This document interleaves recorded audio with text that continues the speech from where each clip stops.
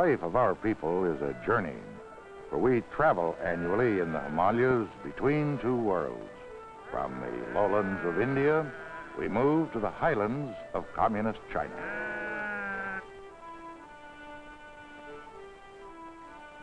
At the foot of the mountains, in the great markets of India, we buy rice, sugar, and precious grains.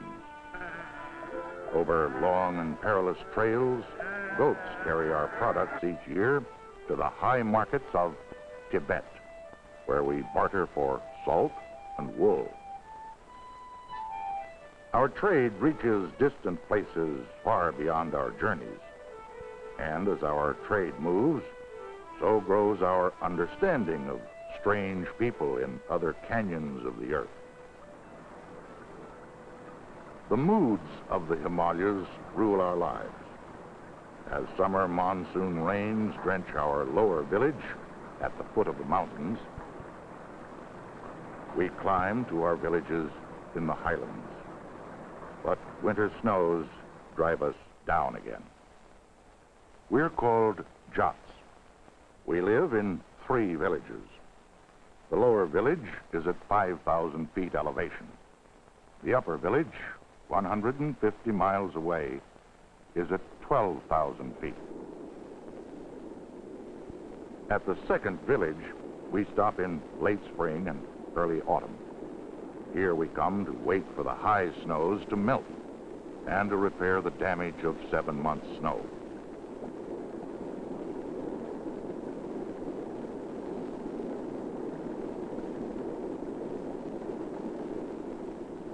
Though the communists took over Tibet some years ago, the pattern of our lives remains unchanged.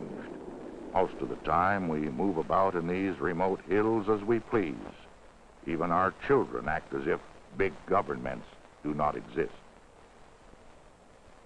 Spring is the season for jacks, so younger daughters play with dried yak knuckles, or sometimes stones, until the spring work begins. However, an elder daughter's work does not wait for seasons.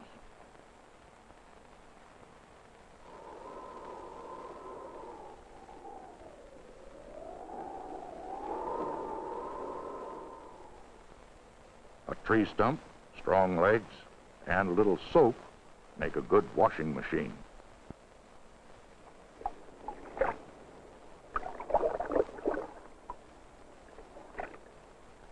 Mustard oil keeps fleas out of daughter's long hair. Women are scarce in our canyon.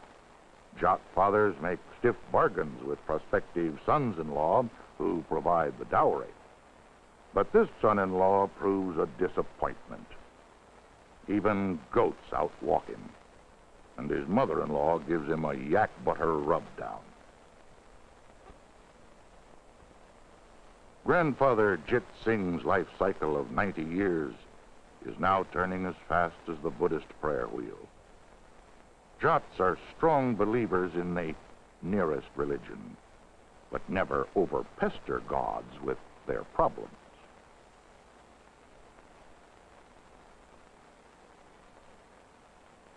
Through monsoon and snow, the postman from India makes his 100-mile walk once a week. The postmaster is also a trader priest. He keeps well informed on world affairs by opening and reading all letters. Today, a letter comes for our trader chief and refers to the postmaster as a good swami. Thinking of himself, the postmaster corrects it to read the very good swami, and then passes the letter on to the rightful owner.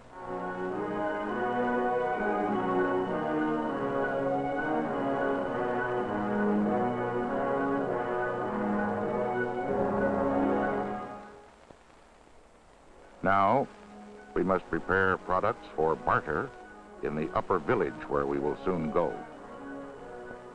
On the hot sand, we cook barley and wheat for food on the journey.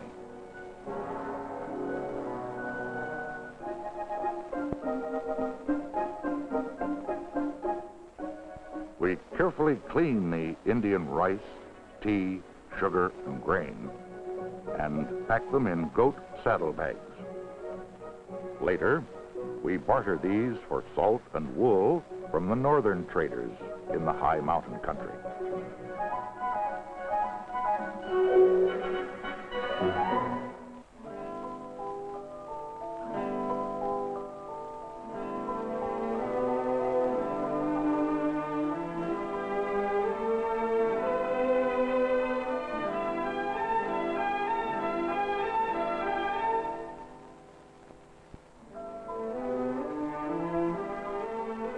The snows begin to melt above, and there is spring in every trader's legs. Our caravans begin to leave the middle village to meet the northern traders halfway at the upper village. We gather our most precious possessions, and with the Buddhist priest, most of the 500 villagers begin the yearly ancestral journey. The journey will be long and difficult over narrow trails and bridges which we ourselves have built. The pride of our men is in the strength and alertness of our goats.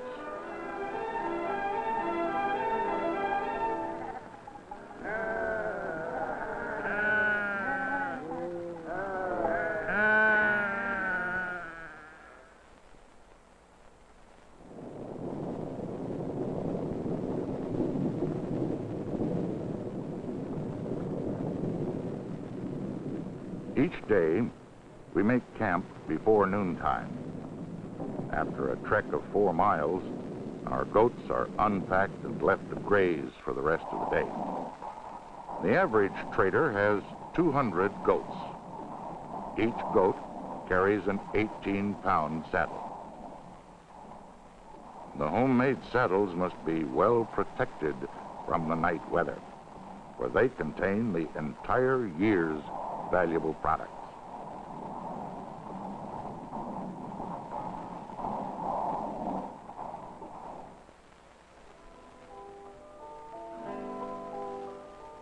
In the morning, we start to climb again, and the difficult path goes on.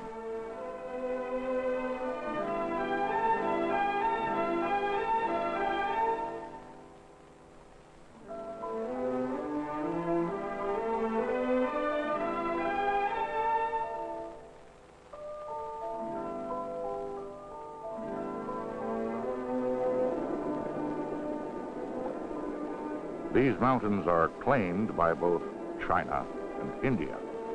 Sometimes soldiers fire guns at each other. But we try to stay friendly with all who want to trade and barter. In a month's time, we reach the upper village, which our forefathers built above the timberline. This is our native home in the bottom of a volcano, which legends say contained much fire when the earth was born. Our forefathers first came here when a new land across the seas called America was just being settled. For 8 months, our homes have been silent, snowbound, and empty. Now, with summer, we come to wait for trade.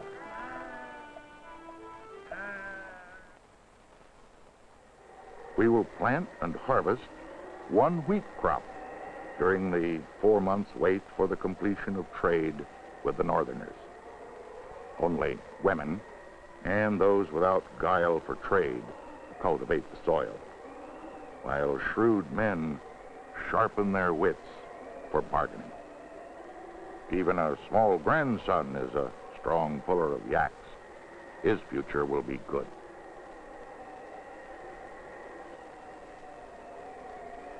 Not being shrewd enough for trade, the son-in-law levels the rocky soil with homemade implements.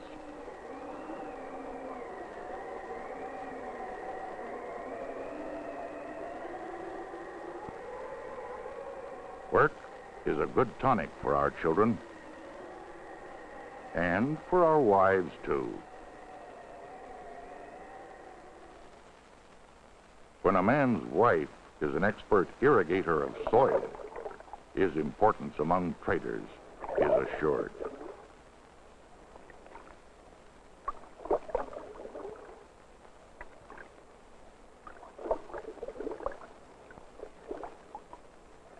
Little grandson practices building bridges. They must be strong to carry the goats. But this one caves in, and his goats are lost in the water. Still, he may someday become a great leader in trader history.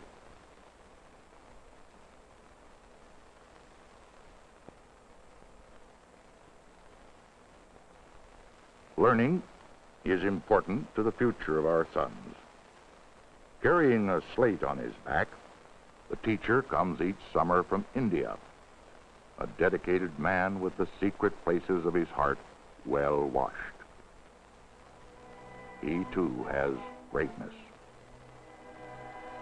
Daily school starts with prayers to the Hindu and Buddhist gods. 30 students in 5 different grades study together every summer.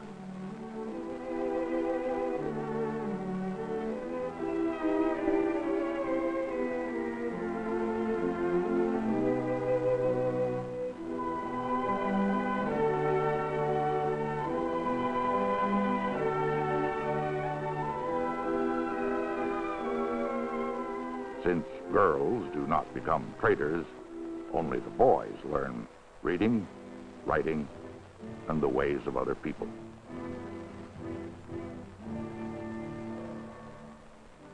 The slate is wood cut by the teacher.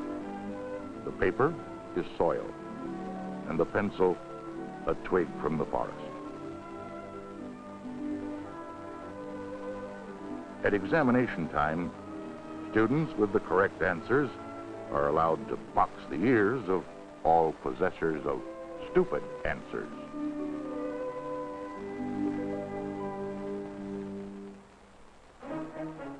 Two months have gone by, and we wait impatiently for the arrival of the northern traders. Sometimes the Chinese stop them from coming. But if they do not appear over the mountain pass soon, snowfall will force us to return to India with nothing to sell. Some northern traders are already en route from Lhasa, the capital of Tibet.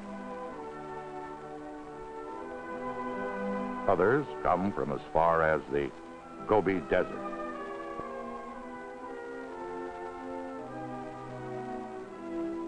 We wait at our upper village. We wait impatiently, and hopefully we send advance scouts and erect Buddhist prayer flags. At last, our scouts report torrential streams where the northern traders are stranded at one of their clumsy bridges.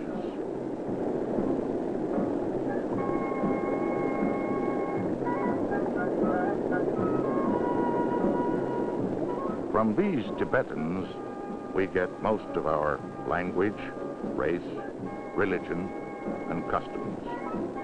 Also much sentiment, yak butter, and the names of women, but not the ability to build bridges. Northern Tibetan wool is still on the sheep, and we hope the saddlebags carry good salt, borax, and yak tails.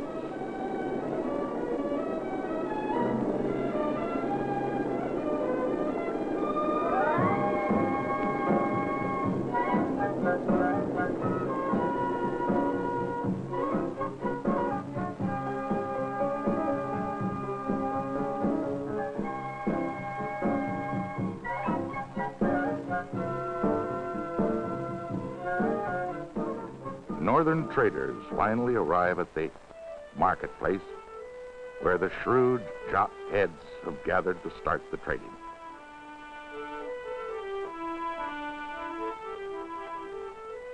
Our Jat chief argues with the Tibetan chief about their rate of exchange. All arguments, except family squabbles and taxes, are settled by dice throwing. Money has no value here. We trade only by barter. Our chief decides which jot trader will exchange with which northerner. When arguing becomes heated, the dice are made comfortable on a leather pad, and the juggling begins with zest, for trading is in our blood. One northern trader considers himself a champion at warming up lopsided dice.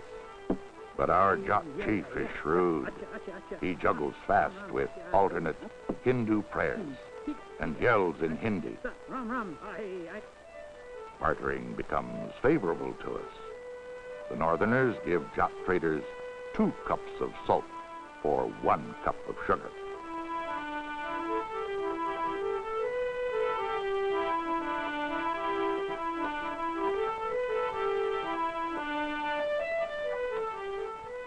Thus, we exchange our goods while the officials keep a record of all transactions.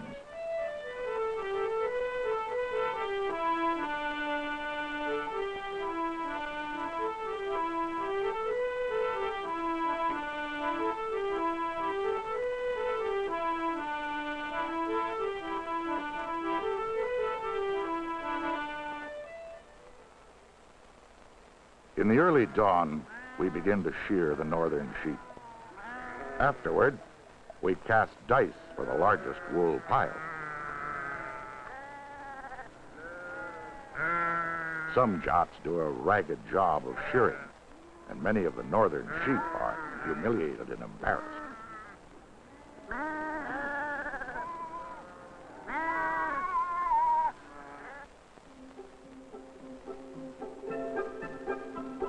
Our women cooperate in the preparation of the wool.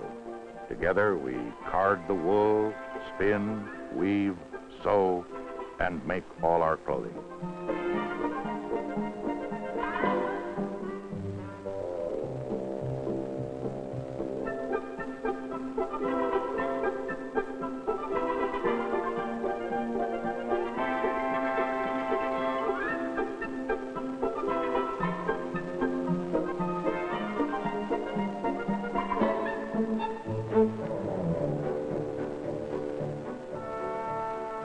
From childhood to old age, spinning is a part of our lives. Uncle is our most progressive trader. He owns the only spinning machine in our village.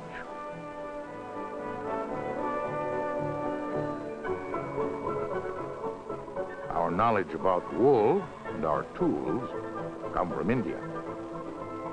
My generation brought in the single sewing machine and the coal iron used by the village tailor. Changes are always taking place in our mountain land. We hear new ideas on ownership of goats and trails from the communists. Our chief catches a jot in a happy bartering mood, and he juggles up the topic of taxes, which no trader likes. Taxes by the Indian government are based on the number of animals possessed.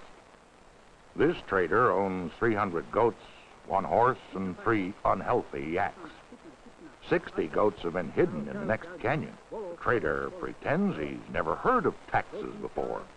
He continues to carve a new mouthpiece for his hookah.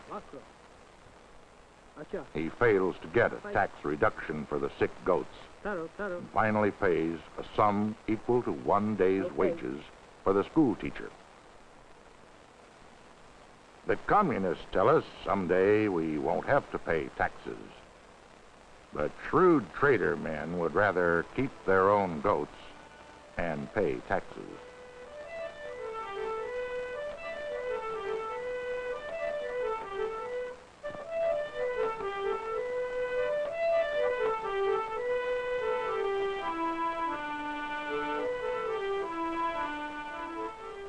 Before the northern traders leave, we celebrate the successful bartering with the Indian harmonium and violin.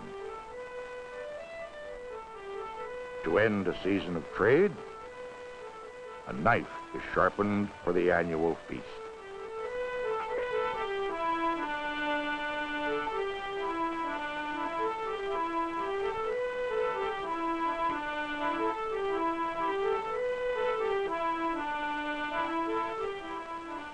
This sacrifice is the only act of violence among our happy and peaceful trader people. We honor the goat on a mountain altar for its value to us. At no other time do we eat goat meat.